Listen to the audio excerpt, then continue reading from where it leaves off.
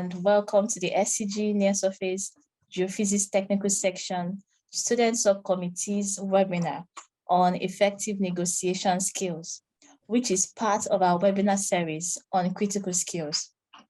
The SCG Near Surface Subcommittee and myself, Chinazebere Mary Arukwe, will serve as your host for today's webinar. Before we begin, the model for this webinar will be a short presentation followed by an extended question and answer section. During the Q&A section, if you'd like to ask questions, please raise your hands in the webinar interface and SCG will adjust your settings to enable you ask your questions directly to the presenter. Alternatively, please place your questions in the Q&A box, which is directly at the bottom of your screen when you move your cursor over the bottom of the screen. So today's presenter is Roel Snyder. Roel Snyder holds the W.M. Deck Distinguished Chair of Professional Development Education at the Colorado School of Mines. He received in 1984 a master's degree in geophysical fluid dynamics from Princeton University, and in 1987, a PhD in seismology from Utrecht University. In 1993, he was appointed as professor of seismology at Utrecht University, where from 1997 to 2000, he served as Dean of the Faculty of Earth Sciences. Roel served on the editorial boards of Geophysical Journal International, Inverse Problems, Reviews of Geophysics, the Journal of the Acoustical Society of America, and the European Journal of Physics. In 2000, he was elected as Fellow of the American Geophysical Union. He is author of the textbooks, A Guided Tour of Mathematical Methods for the Physical Sciences, The Art of Being a Scientist, and The Joy of Science, that are published by Cambridge University Press. In 2011, he was elected as honorary member of the Society of Exploration Geophysicists, and in 2014, he received a research award from the Alexander von Humboldt Foundation. In 2016, Roel received the Benno Gutenberg Medal from the European Geophysical Union and the Outstanding Educator Award from the Society of Exploration Geophysicists. He received in 2020 the Angiu Milagro Prize for his outstanding science and spirituality. From 2000 to 2014, he was a firefighter in Genesee Fire Rescue, where he served for 2 years as fire chief. So welcome, Roel Snyder. Please, you have the mic now for your presentation. Thank you. Well, you're welcome. You know, it's great to see that we have such a great number of attendees. And this is a very important topic that is important for all of us. I hope you're going to, you know, I'd like this session to be interactive, so don't hesitate to raise your hand and interact. Then it's more two-way traffic than just one-way traffic. Let me share my presentation. Give me a second.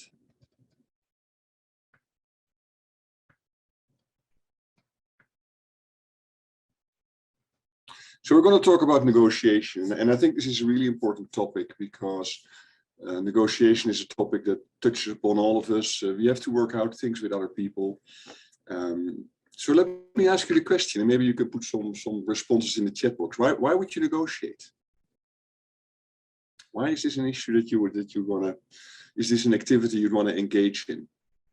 Build consensus. I love that. Possible outcomes. Common agreement on achieving goals, to be aligned, to convince. That's right. Those are all very good reasons, right?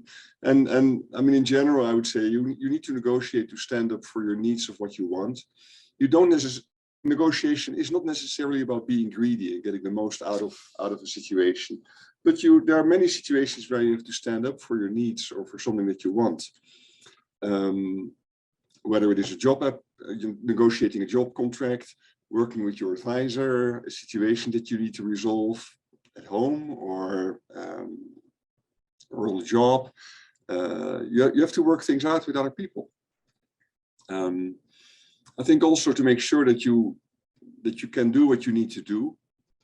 One of the worst situations we can be in is that we are asked to do something and we don't have the means to do the job. And so then we need to negotiate for it. And here's an important point. Negotiation can help avoid future resentments and conflicts. Let me give you an example. Suppose you go through a negotiation for a job application. But suppose you don't negotiate, and now you discover once you're a year on the job that your income is 10% less than your colleagues who have the same experience, who do the same work, right? I mean, that's not going to make you very happy, and you may actually start resenting working for your employer.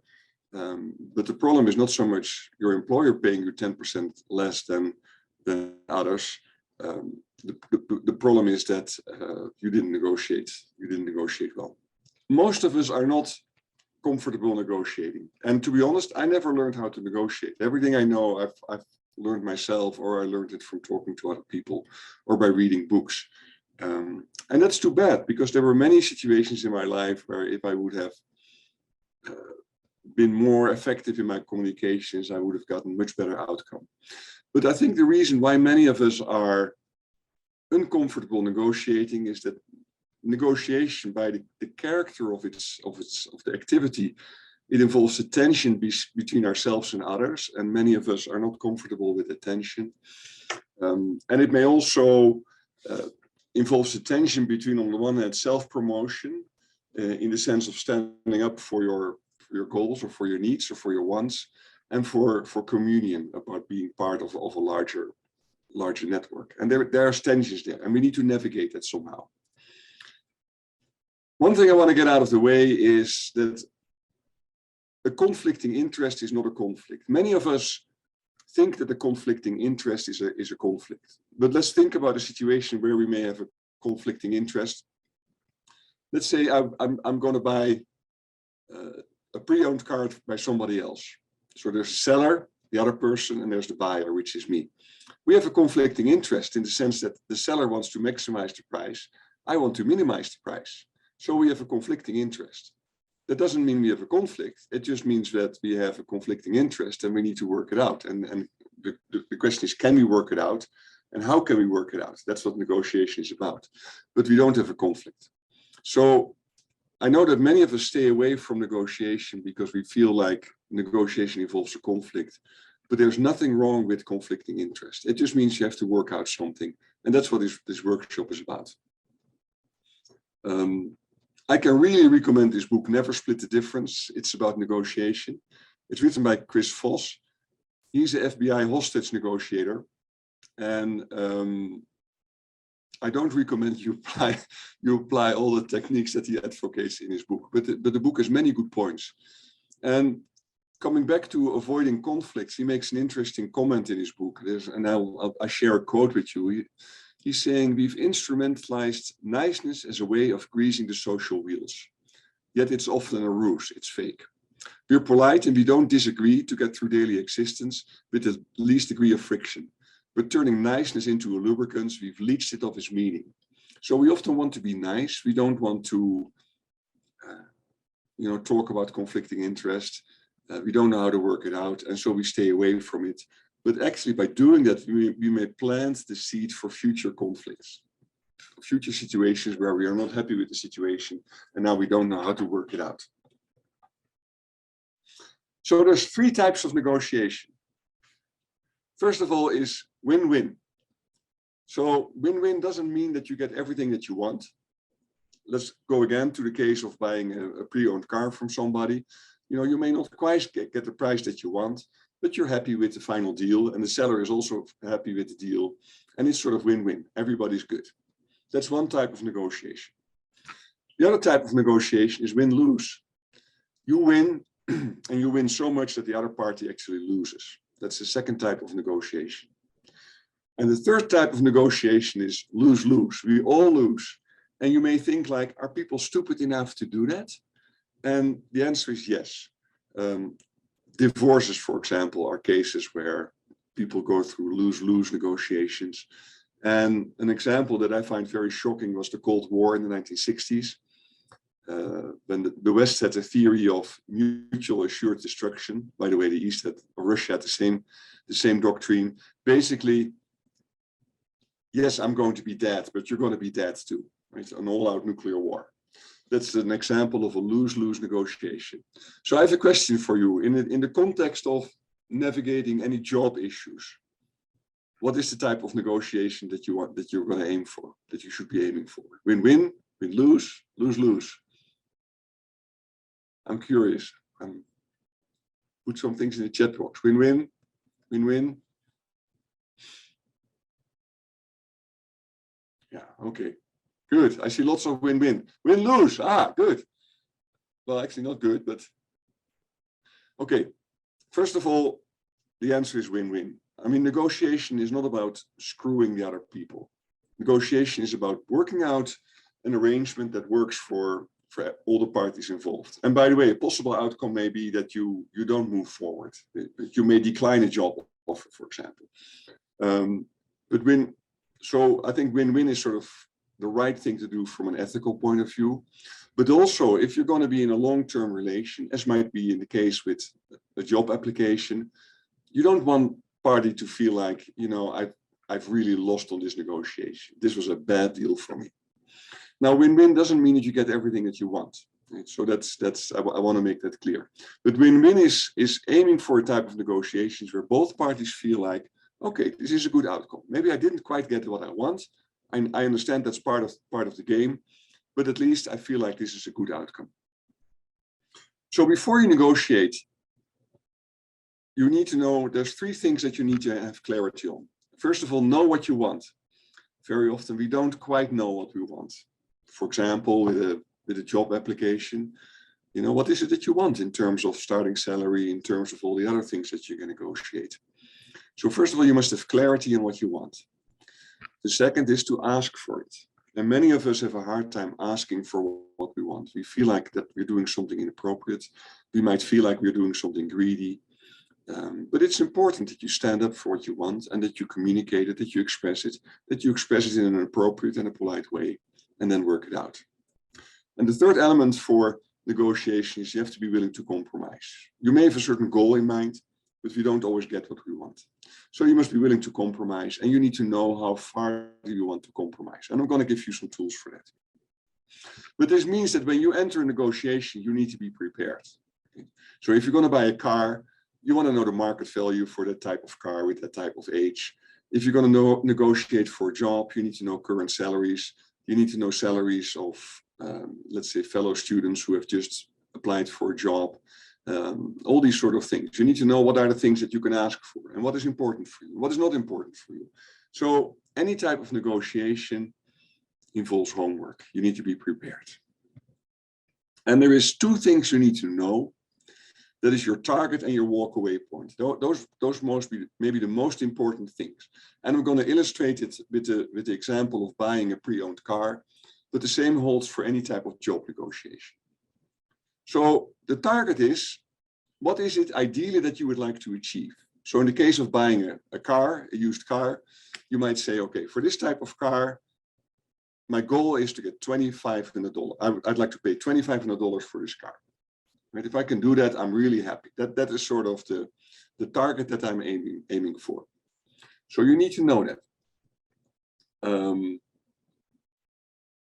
The other thing is you need to know your walk-away point, because I may have my target. I may want to pay, let's say, $2,500 for that old car, but I know I probably won't get it. I may have to pay more. How much more are you willing to pay? That's your walk-away point. In this case, it might be $4,000. I just pick some numbers. You know, the numbers may be completely unrealistic. It doesn't matter. So you're always in your negotiations, you need to know your target. What is my ideal outcome? And knowing that you probably don't get your ideal outcome, you need to know how far are you willing to compromise. What is the point that you say, okay, I'm done. I'm not going to continue these negotiations because I have to compromise too much. That's called your walk-away point. So you need to have clarity on those. If you don't have clarity on these 2 issues, the other partner in the negotiation is going to push you around because you don't have an aiming point. You don't know what you want to achieve. And so you're at the mercy of the other person. And here's the key. You never, ever tell the other party what your target and your walk-away points are. So if you buy an expensive item, a car, for example, right, what's the first thing that a salesperson asks you? What did you have in mind spending? They want to know your target. They want to know your walk-away point. And once they know that, they're going to push you as close as their walk-away point as they can, because they're skilled negotiators. They know the game. And so they want to know your walk-away point. And so you never, ever tell that, because if you do that, you're at the mercy of the other party. So that's your secret. Now, the interesting thing is, of course, in the case of buying a car, the seller has also a target and a walk-away point. In this case, you know, the seller might want to sell the car for $5,000. The seller knows that they're not going to get it, that they will have to compromise, and they may also have a walk-away point, let's say $3,000. Okay. Now, in this case, both the seller and the buyer, they don't share their target and their walk-away point. So then you get this interesting dance on, you know, what can we do? What can we do to make this sale happen? And that's really what negotiation is about. Okay, yes, somebody asked, what if I give them my target price? Well, you can do that if you give them your target price, but then in this case, this is a question by Greg Johnson. What happens if I give my target price? Suppose I'm the buyer, right? Suppose I say, you know, my target price is $2,500. You know already you're going to pay more than $2,500, because if you immediately say my target is $2,500, the seller knows that you know that you need to compromise. So the seller is going to push the price above the $2,500. So if you say your target is $2,500, you've already blown the opportunity to buy that car for $2,500. Now you might say my target is $2,000, even though your real target might be $2,500. Or you might say, you know, I'm interested in that car. I would buy it for you for $2,000. That's something you can do. But if you tell the other party that your target price for buying the car is $2,500, you already know you're going to pay more than your target price. So you've already blown an opportunity. So don't share your target with the other partner. Now, in this case, I mean, put it in the chat box. Can this negotiation lead to a successful outcome? Could this lead to a sale where everybody's happy? Absolutely. The answer is yes, right? I mean, any price between $3,000 and $4,000, yeah, the ranges overlap. That's what IGA says, right? The ranges overlap. So in this case, you know, everything could work out well.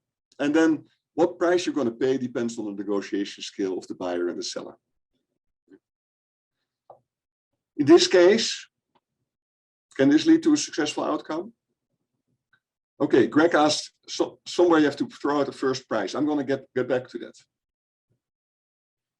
Yeah, this is not going to lead to a successful outcome. Clint says it's going to be a lose-lose negotiation. I don't agree.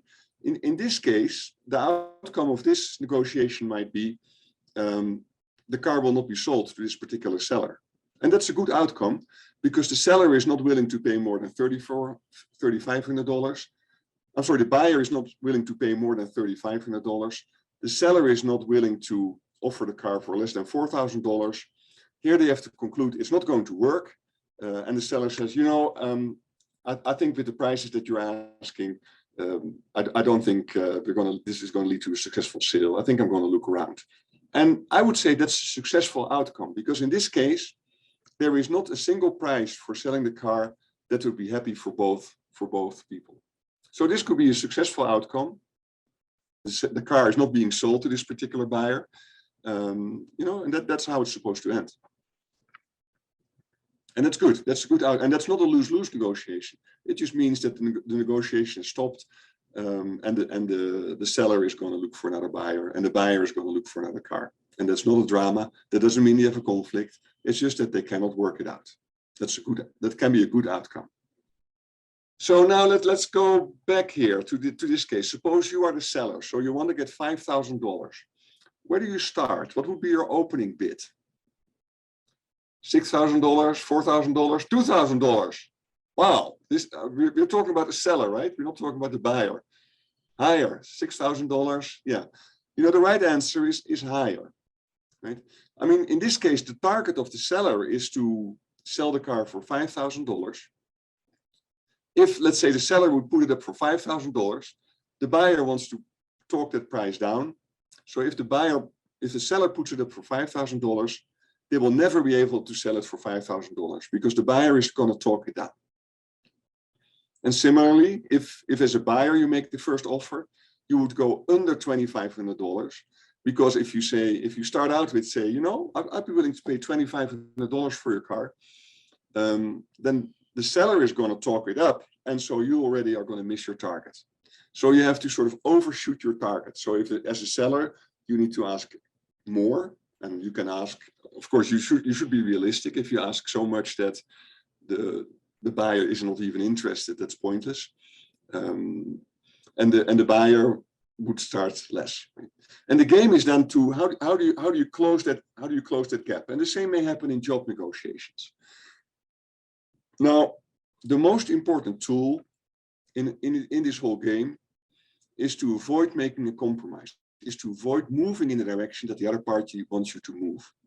So your most powerful tool is to keep your mouth shut, to basically communicate that the current offer is not acceptable for you, and you have to say this in polite terms. We'll talk about it in a second, and then keep your mouth shut. So let's go back here. So suppose in this situation, the seller has come with an opening price for $5,500, right? Now, if as a buyer, I would say, well, what about $3,000? Then I've already committed to buying that car for at least $3,000, maybe even more, right? So I have already compromised $500 compared to my target price. So making a counter offer is not the right thing to do. So instead, you can say something like, you know, this is a nice car. I'm really interested in your car, but I think the price of $5,500 is not realistic. What can you do for me? And then you keep your mouth shut. What can you do for me? How can you help me? To what extent are you willing to lower your price? Whatever. Ask open-ended questions and then keep your mouth shut. Don't say anything. And the reason for that is that many of us are uncomfortable with the silence. We want to fill the conversation with statements. And of course, the easiest statements to make is to compromise, somehow. So you just communicate that you're not happy with the current offer. Right? You know, this is a really nice car, but this is really more than I can afford. What can you do for me? Keep your mouth shut. And then you hope, of course, that the seller is going to lower the price, because whenever the other party moves towards a lower price for the seller or a higher price for the buyer, you are compromising, and that's fine. It's fine to compromise, but you want the other party to compromise, and you want to compromise at least as possible. Yeah, Jaap said use the tool of including additional items. I'll come back to that. That's an important topic, so I'll come back to that. But for the moment, I would say in this whole game of lowering that gap, closing that gap between what the two parties want, and it could be money or it could be anything else. You communicate that you're not happy with the current offer, and then you keep your mouth shut, and then see what happens.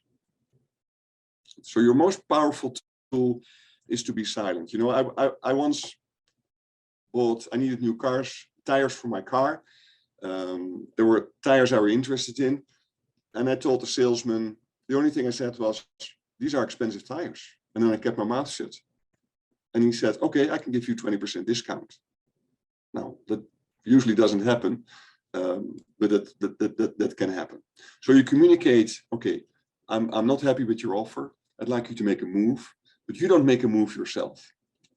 And then you do that by just communicating that you want the other party to move and be silent. Now, for job applications, you might think of, okay. Iga says, the seller should then ask how much the buyer think the car is worth, right? Or how much they're willing to pay. So they may bounce the ball back to you, right? So you want to avoid, of course, giving an answer, and you might say something like, you know, I looked at in the case of buying a car, I looked at the values for the blue books, which are like tables for what used car sells.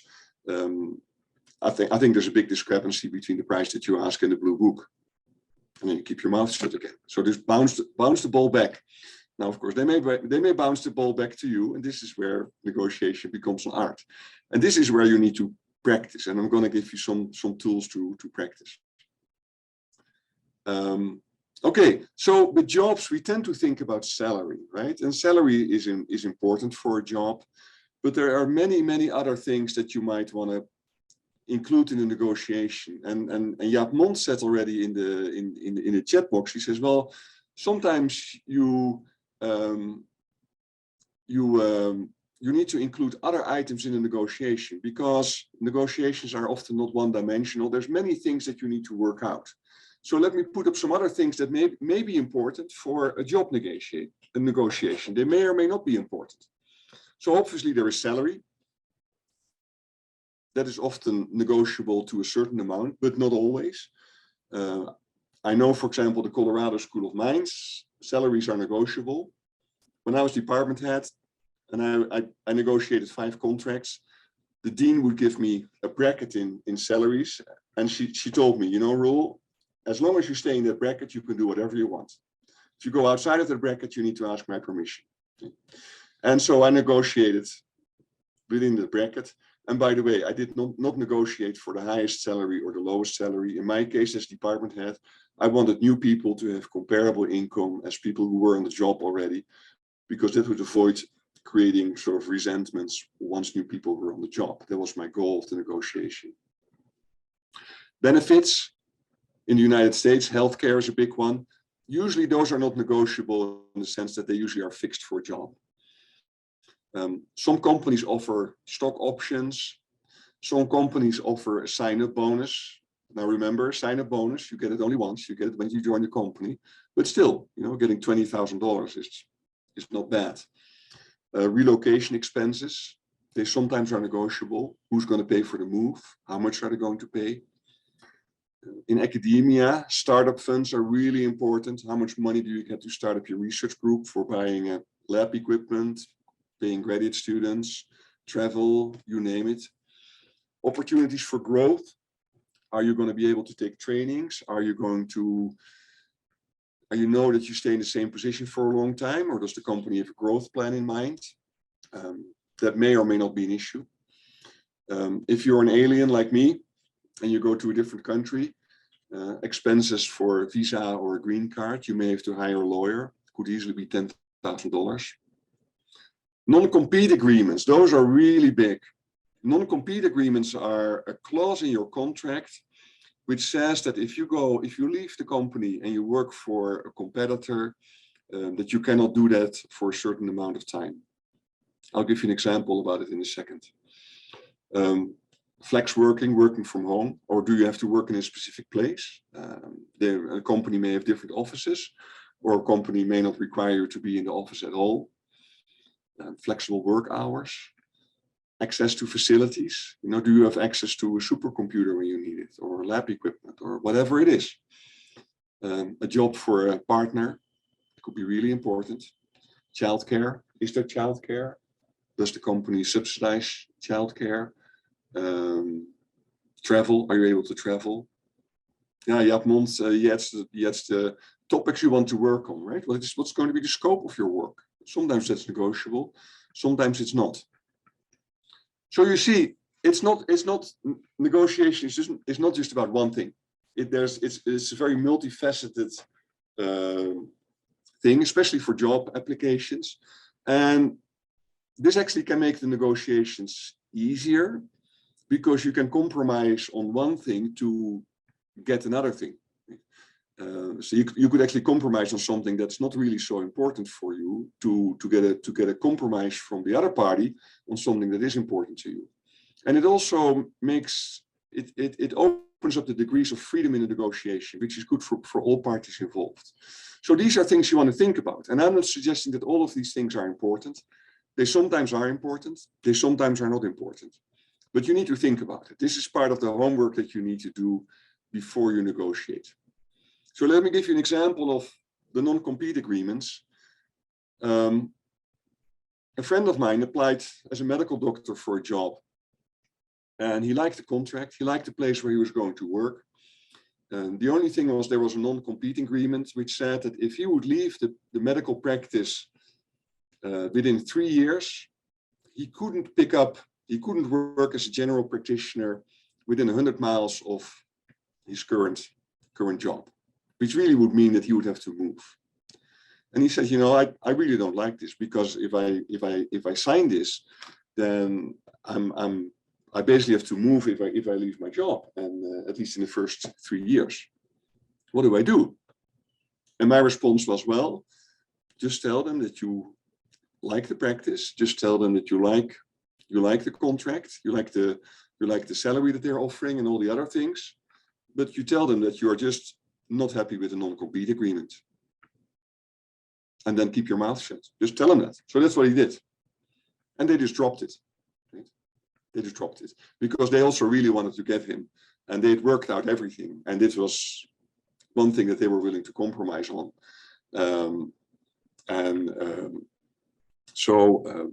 Absolutely. So these are important things. This is also why before you accept a job, you need to see the contract. Because the non-compete agreement may never have been mentioned to you, and it might be hidden somewhere in the contract. And you know, and if you haven't looked at the contract, what happens? You pack up your stuff, you move to a different city to start your job.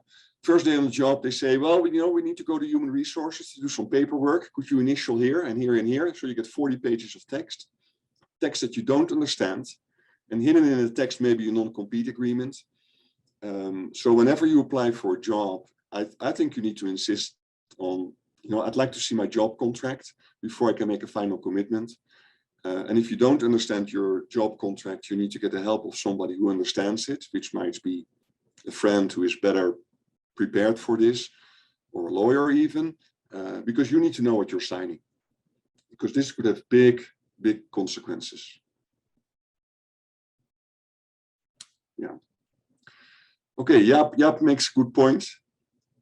Negotiate in more sessions, absolutely. You know, certainly when you negotiate for a job, you may need a timeout at times.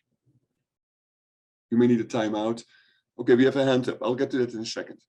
So suppose, for example, that you are, let's go to a job negotiation, right? And your employer has just raised the salary, and you're in doubt, like, okay, should I now take this or should I not take it?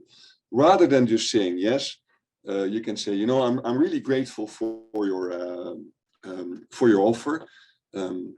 I need a little time to think about this. Can I get back to you over the weekend? They will not say no.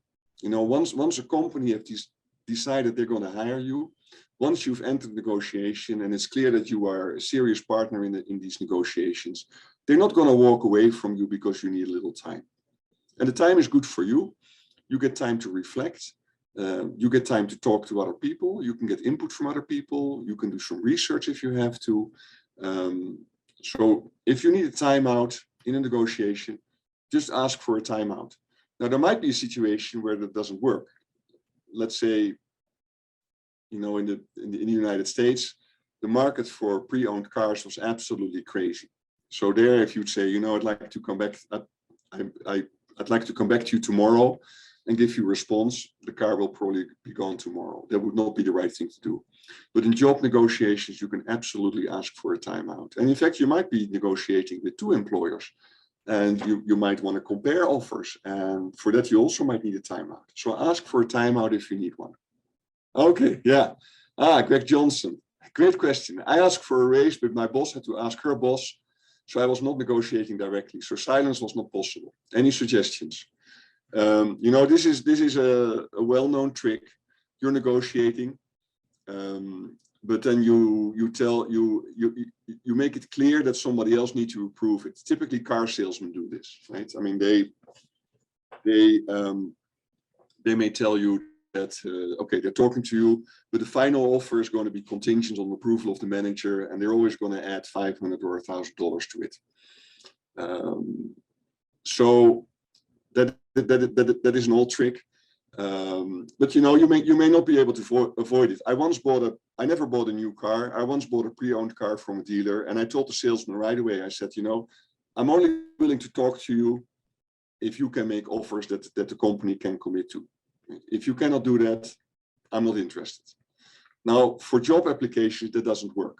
So there you may be faced with the case that you are talking, for example, with a human resource manager, and the human resource manager needs to get approval from the higher up. And it's unfortunate because they can use that to manipulate you. It may also be a genuine sort of chain of command issue in the company.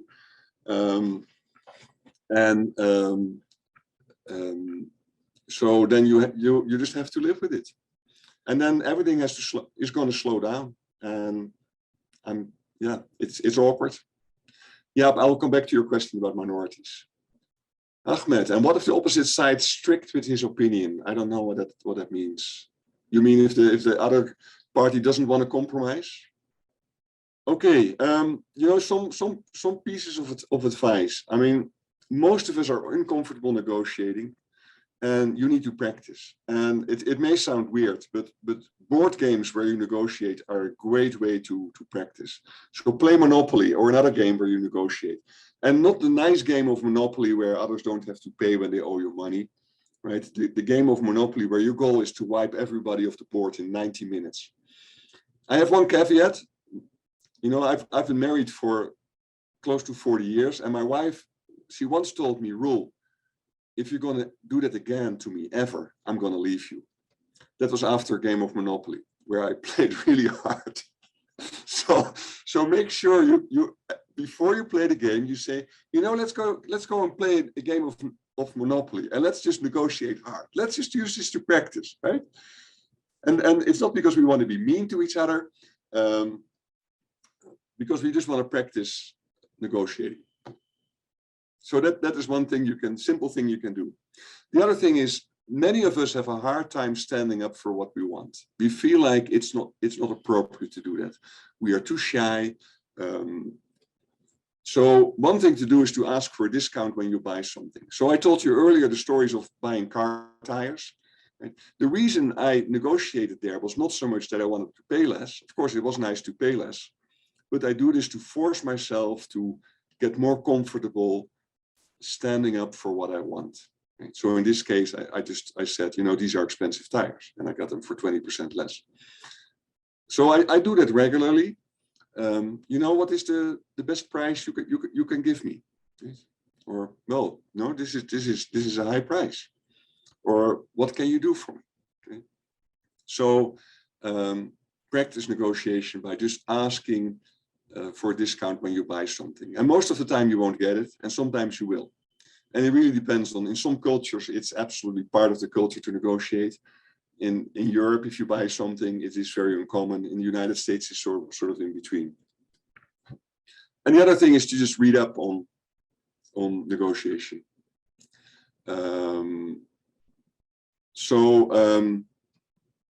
There's many good books.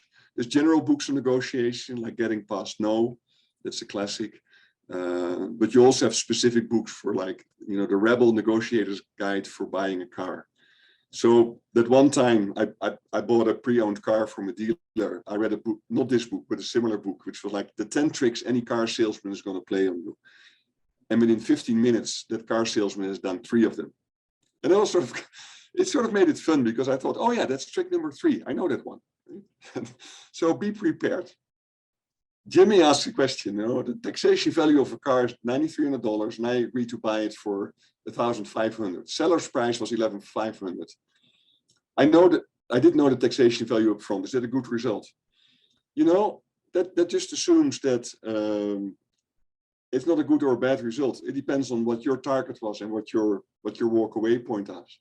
And if you are between your target and your walk away point, that's a good outcome. The question is, could you have done better, right? Could you have had a more clever target or walk away point? And the answer is yes, maybe. There is a response to that, but let's not go there right now. I have some pieces of advice. You know, assume that the other party expects that you negotiate. This is typically the case with job applications. Now, again, there's things that you can negotiate. There's things that you cannot negotiate. But just assume that the other party expects you to negotiate, which means, for example, that an opening offer of an employer might be lower than what they really want to offer you. Right? So use that space to negotiate. Never apologize for negotiating. There's no need to say, you know, I hope you don't mind me saying this, but you know, your bid for this salary is actually a disappointment for me. And you don't have to apologize. You just want a higher salary. Just communicate that. Sometimes we are so uncomfortable negotiating that we speak up for the other instead of ourselves. But in negotiations, you have to speak up for yourself. Yes, I understand that the price that I'm willing to offer for this car is far removed from what you would like to get. No, don't say that. You know, I mean, just say what you're willing to pay. That's it. You have to do your homework. I'm going to come back to that in a second. Don't be greedy. You have to know when to stop. Negotiation is not about getting the ultimate best out of every deal. Negotiation is about, at least win-win negotiation is about working towards an outcome which is good for both parties. It may involve a compromise for both parties, but it's also good for both parties. And then to continue to negotiate for, you know, to get a little more, at one point you also must know, okay, this is a good deal, this is a fair deal, we're done. Don't take it personal. If you don't get what you want, that doesn't mean the other person hates you. It just means that they're not willing to give you what you want. Those are completely different things. So don't take it personal and don't make it personal. This is a good way to make a negotiation personable. Come on, be reasonable. Right? You're basically saying that the other party is not reasonable. What is going to happen? They're going to go in the defense. They're going to explain to you how reasonable they are, or they might be pissed off and walk away at all, or they might not be willing to work with you anymore. So don't make it personal. And here's the point that Jaap raised earlier. Take a break or a timeout if you need one. If you don't know how to move forward, if you need to do some homework, if you need to get advice, if you need time to just think about it, just ask for a timeout. You know, I'm really happy with your flexibility in negotiating the terms of my appointment. I need a little time to think about it. Is it okay if I come back to you next week? Something like that. Right? You have to find nice flowery language. You have to communicate that you are positive and responsive, but you just need a little time. In job negotiations, you will almost always get it. I don't think you need to be afraid that the potential employer says, no, I want an answer now. And if they do, you may not want to work for them. So take a break. Know what points you can concede on so you can be firm on other points. And this typically happens to job applications where, you know, there might be 10 different dimensions to your job negotiations. And you might want to concede on some points, and there are other points that you want to be firm on. And so you can use the points that are not so important for you, concede on those to get more of the points that are important to you. And here's the thing, certainly for job applications, but also when you deal with salesmen, you're talking to the pros, right? They do this every day. They do this every day. This is their bread and butter. This is their job. So you need to prepare. You need to practice. You need to read. You need to know what you want. You need to know your target point. You need to know your walk away point. All of these things you need to know. It just requires a lot of preparation. And here's the last point. You are not selfish when you negotiate. You're standing up for yourself, but you're not selfish. You're not egotistical. So some resources for knowing your salary potential. In the United States, Glassdoor.com is a great resource. It also gives ratings of employers. And there's a whole bunch of resources here. But what I would also recommend is that you get on the phone or on email or whatever tool you use, and you talk people who work in maybe for that employer or work for a competitive employer, and you just ask them. You know, you say, you know, I know you just started working for X, and I'm applying to this company as well, or I'm applying to a different company. You know, what advice can you give me for? And you could just ask them for your salary, for their salary, or if they're uncomfortable telling you, you can ask them, what do you think for me would be a good salary to ask for? I mean, just ask them what your target should be. And ask them, you know, what are other points that would be worthwhile to negotiate, things like that. And so you need to cast the net wide. You need to talk to a lot of people because you have to do your homework. Okay? Your employer does this every day. They make job offers. That's what they do every day. And they know exactly what they want. And you also need to know exactly what you want.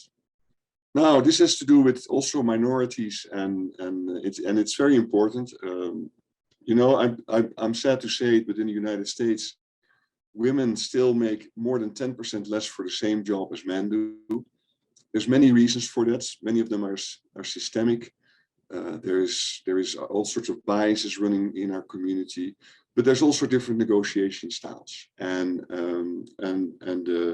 the classical job negotiation styles at companies and also at universities are in generally male dominated. And I hate saying that, so you can be very uncomfortable negotiating, and you may like it or you may not like it, but I think you have to play the game. I recently heard a special on the radio that when it comes to bonuses, men receive much larger bonuses in companies than women do. And why? Because if their bonus is disappointing, men are more likely to go back to the manager and say, you know, I received this bonus. I'm happy to receive this bonus, but actually I'm disappointed in the bonus that I got. You have to learn how to stand up for yourself. So you need to know what your skills are worth before you negotiate, right? Regardless of your background, you need to know, okay, I'm a professional in this field. I have certain skills. I'm going to work for this organization doing this type of work. This is valuable to this employer. That's why they're going to make me an offer. And that value should translate into these and these terms of appointment. So you need to know your skills, and you need to be aware of your skills. You need to make clear what you bring to the table.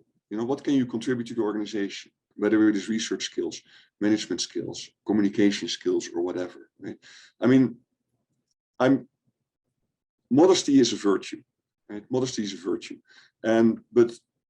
But job applications are not the moment in time where you want to be overly modest. I'm not suggesting that you want to be overly boastful. But if you are a good communicator, you know, make sure they know that.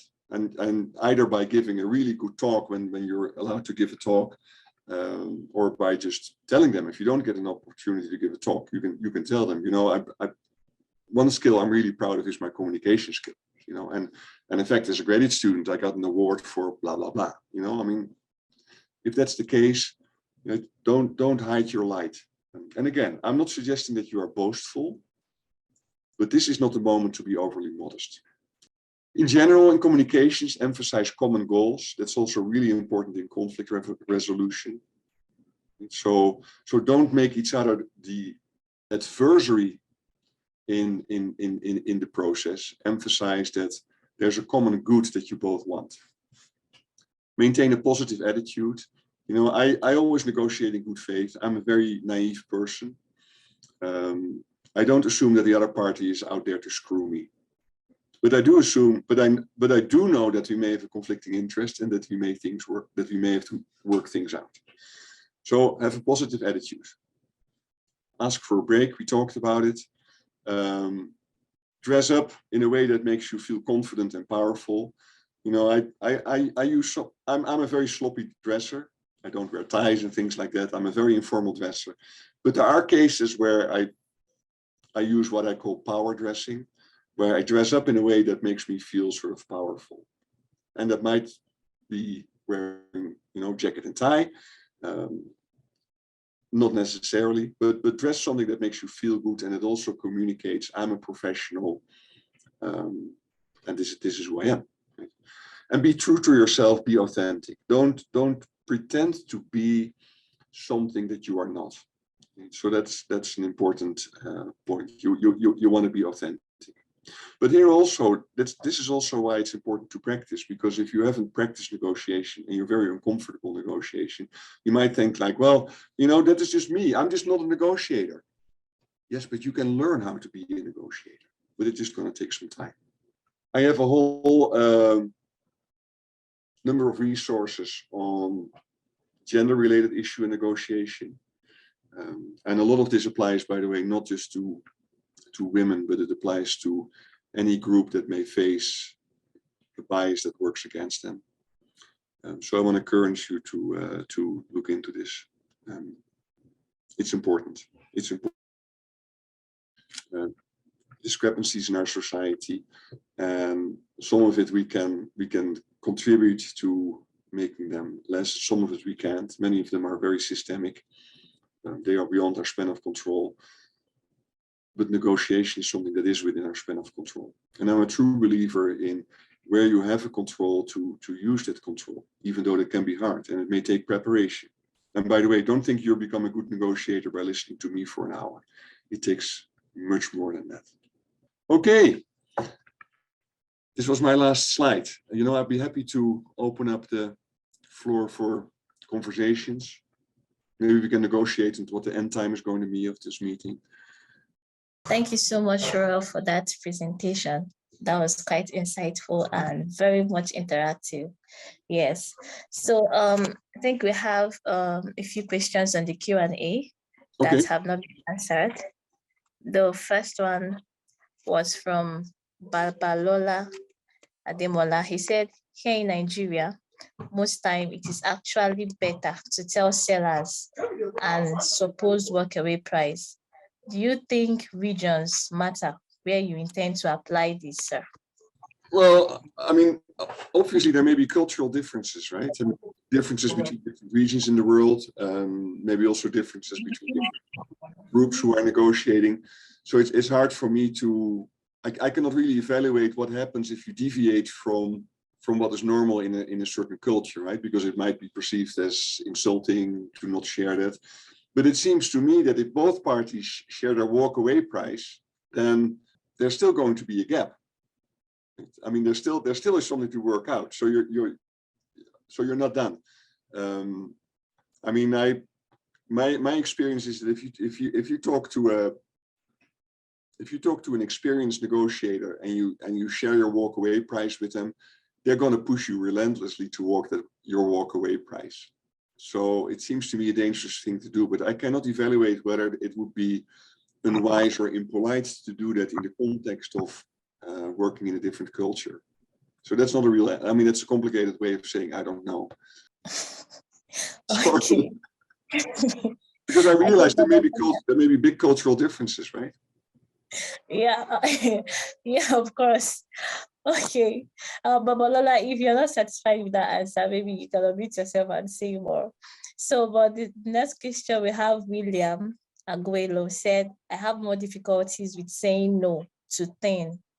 Is that another kind of negotiation? Yeah, saying if something is not acceptable to you, and then saying no can be the right thing to do. And, you know, that can be, go back to the example of the doctor who had this non-compete agreement in the contract. I mean, basically they said in a polite way, no. I mean, I would avoid using the word no, because it can raise controversy, but you can say, you know, I'm not happy with this. What can you do for me? Which is a way of saying no. So I would not use the word no directly if I can avoid it, but it's really important that you communicate. If you're not happy with a certain aspect of negotiation, that you communicate that. But again, in general, if you can, avoid confrontational language, because that may polarize the whole conversation. So this is why I advocate using, you know, flowery language, right? Okay, what can you do for me? Or I'm not happy with this, or whatever. Just, but absolutely say no when you want to say no. But I would say package it in a polite way. And give the other person then the room to compromise somehow. Yeah, exactly. So we have Ahmed. Please, if you'd like to ask your questions directly, you can raise your hands and SCG will adjust your settings to unmute yourself. But for now, we have a question in the chat box said, how can we deal with negotiating with different culture? Yeah, that's a great question. And you know, I'm sure if you look at different cultures, the negotiation styles are very different, right? What is acceptable behavior? What is not acceptable behavior? I'm aware that the talk that I gave is very much biased to the situation in North America and Europe, and that's just because that's the area of the world, part of the world that I live and have experience in. And my guess is you need to put extra work in doing your homework. Right? You need to know in a given culture what is acceptable behavior, what is not acceptable behavior, how are things done. I mean, the question that we got earlier, like, you know, in Nigeria, it's being common that you share your walkaway point, for example. You know, that's if that's the common thing to do, it might be perceived as rude if you don't. So I think you have to do more homework in general, and not just for negotiation. I'm a firm believer in having mentors. It's very important to have mentors, people who you can go to, who help you navigate certain part of your life. It could be personal life, it could be professional life. And I say mentors, plural, because you may need different mentors. When I was a graduate student, there was a postdoc, and he was my mentor for just career development. You know, how do you develop your career, and how do you do that? And he was great. And you have to get mentors. So if you negotiate in a different culture, I would definitely seek a mentor who can help you through the negotiation process in that culture, because I'm aware that you cannot just transplant norms from one culture to the other culture. It may backfire. Yeah, great question. Okay, thank you for that answer. Kwabena. Yeah, so thank you for the presentation. So I'm Kwabena, currently graduate school at LSU. I wanted to know what you think is the best way as graduate students to like negotiate their stipends, because sometimes you see your stipend and you think, yeah, they could have done better. So what do you think is the best way to negotiate your stipend as a graduate student? Yeah. Thank you. Well, first of all, there are moments when you can negotiate effectively and when you cannot negotiate effectively. So, for example, when you're about to accept an offer from a graduate school, that is the moment to negotiate a stipend. And once you're on the job, it is much harder to negotiate a stipend, because what negotiating power do you have? Well, you can leave, basically. That's about it. So be aware that for negotiations, there's windows of opportunities, and for applications to graduate school, for job applications, you know, it's before you commit to accepting an offer, that's the moment when you can negotiate, because then you have negotiating power. You can either accept the offer or you cannot accept the offer. Once you're on the job, yeah, you may threaten to leave, but, you know, as department head, I've had many people threatening that they would leave if I wouldn't give them something, and not a single person has ever left. I'm not saying it doesn't happen, but so be aware that there's certain windows of opportunities when you can negotiate, and when the window closes, the game is over, practically speaking. Now, coming back to graduate student stipends, they sometimes are negotiable, sometimes they are not negotiable. In the research team where I work, we just have a fixed stipend. We don't negotiate. We offer a certain stipend, that's it. And the reason is that we don't want students to work with different stipends, because it can create a lot of unrest within the student group if students know that another student gets a stipend which is so many % higher than others. So that's why we've decided, okay, we don't negotiate. We make an offer, take it or leave it. There may be other things that you can negotiate though. You know, getting a laptop, being able to go to conferences, you know, other things that may be important for you as a graduate student, that you might be able to negotiate. And this may be a good example for a win-win negotiate, because, for example, for you going to a conference might also, yes, it's going to cost money, but it may also be good for the research group that you can share your work. So I would say in this case, when it comes to negotiating a graduate student stipend, once you have already accepted an offer, I think your chances of you being able to do that are very, very small, because it's not the right moment. And second, they might decide to not have different stipends for different students. But you may want to aim for other perks that might be useful for you.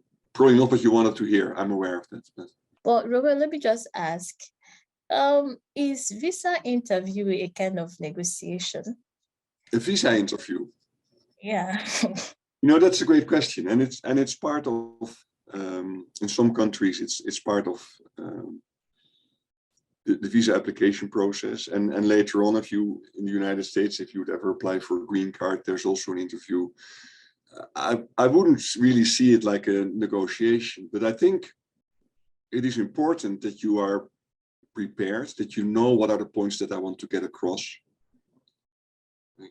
And so it seems to me that, for example, as if you are a graduate student and you have a visa interview to go for graduate studies in another country, I think you need to be able to answer the question, what skills do you have that are going to make you successful in your education there? Things like that. Now, you may never be asked the question, but I think it's good to know. It's good to know what you bring to the party. What is it that you have to offer? Why are you qualified to receive that visa?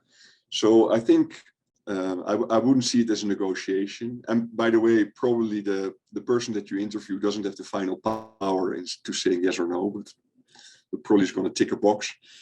But I think it's very important that you prepare. Right? What would that other person want to know? What do I bring to the party, and how do I communicate it in the conversation? So in that sense, just like in negotiations, you have to do your homework. Yeah, thank you.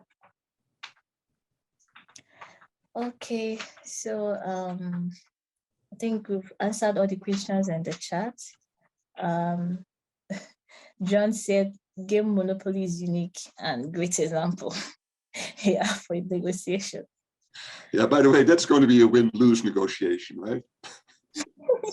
That's okay. It's a game. It's a game. Nobody's going to get hurt. Only egos are going to get hurt. And someone asked if there's a lose-win. I don't know. I don't think you addressed that. Or is it win-lose is the same as lose-win? Right? Yeah, it means that, win-lose or lose-win is really one party loses. So an example might be, let's say I have a car and the car has a problem with the transmission. And I just hope and pray that when you do a test drive, the transmission works fine. You don't notice anything. I sell you the car. And then a week later, the transmission completely breaks down. And now you have a very expensive repair, right? That's a win-lose negotiation. I think it's unethical. Okay. So that's an example of win-lose, yeah. Thank you about this session, and I'm really pleased of this informative session. I want to ask Doctor about one thing is the main reasons that any negotiation fail is blind negotiation. You don't know the other or the opposite guy, his beliefs or his mood and the current way of the negotiation. The lack of information about his history, his role, and how can we win this kind of negotiation? We didn't know much information about the opposite guy. Blind negotiations? Yes. Yeah, blind. Yeah, well, that is a good point, because you don't quite know what is important for the other party, and you don't quite know what is a realistic outcome, what is not a realistic outcome, and this is why research. You need to do your research. You need to know as much as possible about the situation, and sometimes that's in the case of buying a car, that's not so complicated. When it comes to job applications, it can be really complicated, because you need to know what are common terms of employment with a certain employer, things like that, and it can be difficult to find out. And so I think you're always going to be blind to a certain extent. There's certain things that you don't know. Yeah, and you're not going to see 20 contracts of previous people who were employed by that company. So there is going to be a certain there certainly are going to be blind spots, and so you have to fill in as much blind spots as you can ahead of time. And then at one point you have to figure it out as you go along, and it can be a difficult game. So we can, in the time of negotiation, we can find out more about the opposite guy. Yeah, and that's by the way another reason why asking for a timeout can be useful, because maybe you just want to talk to some other people or you want to get more information. So take a timeout. Just ask for. Okay, thank you. Yeah, Good. it's a great question. All right. So I want to say thank you very much, Professor Rowell, for that beautiful presentation. It was a very insightful one and very, very interactive. And thank you all for attending the SCG Near Surface Geophysics Technical Section Student Subcommittee's Critical Skill webinar on effective negotiation skills. So please respond to the webinar follow-up email. Let us know what you liked, what could be done better, and suggestions for future webinar topics. So also look out for our social media posts to register for future webinars. So again, I say thank you very much, Professor Rowell, and thank you all for attending. Thank you for joining us this morning. It's great to see such a big crowd. Thank you. Yeah.